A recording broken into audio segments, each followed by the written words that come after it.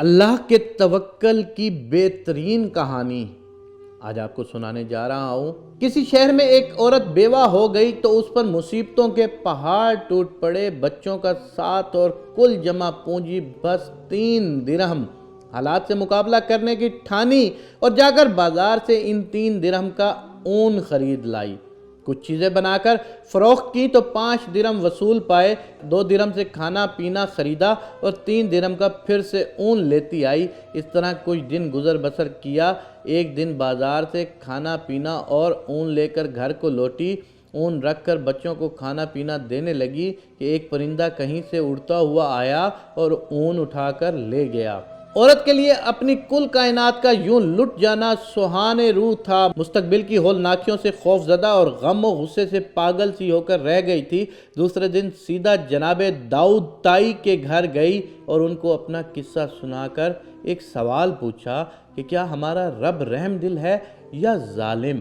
جناب داؤد طائی عورت کی درد باری کہانی سن کر پریشانی کے عالم میں ابھی اسے تسلی دے رہے تھے کہ اتنے میں دروازے پر دستک ہوئی۔ جا کر دیکھا تو 10 اجنبی اشخاص کو کھڑے ہوئے پایا۔ ان سے آمد کا مقصد اور ماجرا پوچھا تو انہوں نے کہا، حضرت ہم سمندر میں سفر کر رہے تھے کہ ہماری کشتی میں ایک سوراخ ہو گیا۔ پانی اس تیزی سے بھر رہا تھا کہ ہمیں ہماری موت صاف نظر آ رہی تھی۔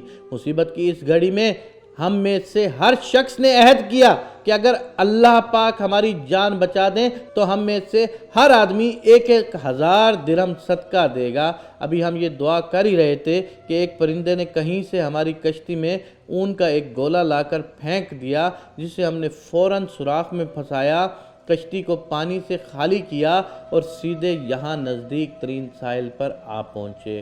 ہم کیونکہ یہاں کے لیے اجنبی تھے اس لیے لوگوں سے کسی معتبر آدمی کا نام پوچھا تو انہوں نے ہمیں سیدھا آپ کے پاس بھیج دیا۔ یہ لیجئے 10,000 درہم اور ہماری طرف سے مستحقین کو ڈھونڈ کر دے دیجئے گا۔ داؤد طائی رحمت اللہ علیہ رب العزت کی اس حکمت پر حیران اور پریشان ہوتے ہوئے 10,000 درہم لے کر سیدھا اندر اس عورت کے پاس گئے۔